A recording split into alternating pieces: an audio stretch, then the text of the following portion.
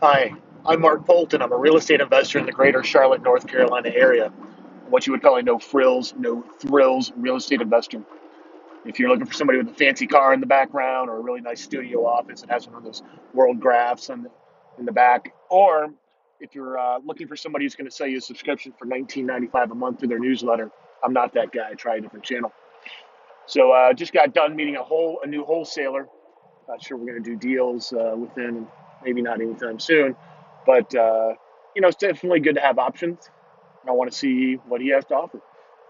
Anyways, I was listening to Aaron Clancy, I think is his name, and he kind of reminded me of a Robert Kiyosaki Rich Dad Radio episode. I'll try to link the two below. I'm not sure I'll be able to find which one it was, but the gist of both of them were, ask your parents why they lied to you. And I remember thinking when I first heard Robert Kiyosaki talking about this, ask your parents why they lied to you. Basically, he's a kind of in your face kind of guy. He's not going to be apologetic and he's trying to be provocative. And he is. And a lot of people call him an a hole. And to some degree, he is. But that doesn't mean he's wrong. And that doesn't mean what he's saying is bad advice. Your parents lied to you. My parents lied to me. The Even today, right? I think I know a lot more. I'm a lot more financially literate than my parents are, and that's not putting a knockdown. My parents worked very hard. They did well, and they're retired with dignity, unlike many Americans. They have a pension, and so does my sister, whereas I do not. So I got to make things happen for the rest of my life.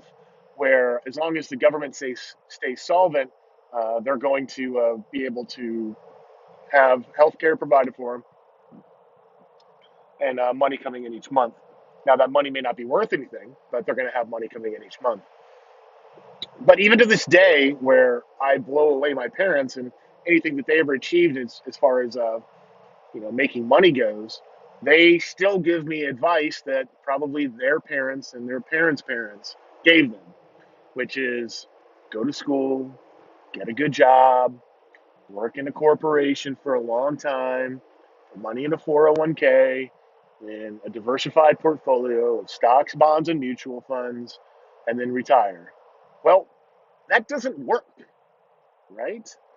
I mean, how many people do you know that retired rich, much less retired, on a 401k? I bet you can't name anybody. There's probably a few, but the average person when they retire on their 401k has $90,000. And you need to keep that in mind that there's some people when they retire have half a million, million, two, three, 4 million. I've seen some executives 401k statements where they put in $250,000 a year into a 401k. It's mind boggling. Those people will retire rich. However, most people have 10,000, 5,000, 0,000, maybe a couple hundred when they retire. So uh, the offset is pretty staggering. So ask your parents why they lied to you. I can tell you why they probably lied to you is because they didn't know. They were too lazy to go out and get a financial education. For most of my life, I was too lazy to go out and get a financial education. It wasn't until I was listening to Robert Kiyosaki one day. He came on. He started coming on Sundays here on 1110 Talk Radio in Charlotte, around one or something like that. And I really enjoyed listening to him because it was different. I was in real estate, kinda more as a hobby. He was in real estate and oil and gas prospecting and things like that. But it wasn't until he did his episode of what the rich people tell their kids, and he basically said that rich people don't have 401ks. That it's a terrible financial instrument for the person who's putting money into it, but it's a great instrument for Wall Street. I'd never heard things like this before. You've probably never heard things like this before. And I was like, okay, I'm willing to listen. I'm willing to understand. I want to know what rich people tell their kids because my parents weren't rich. They were pretty decently well off, but they didn't tell us anything like this. And the rich people tell their kids, go out, get a good job, earn lots of money, and buy income producing assets. That's what the rich tell their kids. So, you may want to, depending on what kind of relationship, I'm not going to go to my parents and say, "Hey, mom, dad, why did you lie to me?" Because they would probably take offense to that.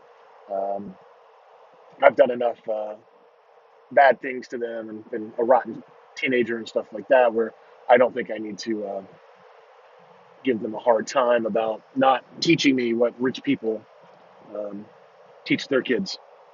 They came from very humble beginnings in small town Oklahoma, and they've actually done very, very well, especially in comparison to other people in their family.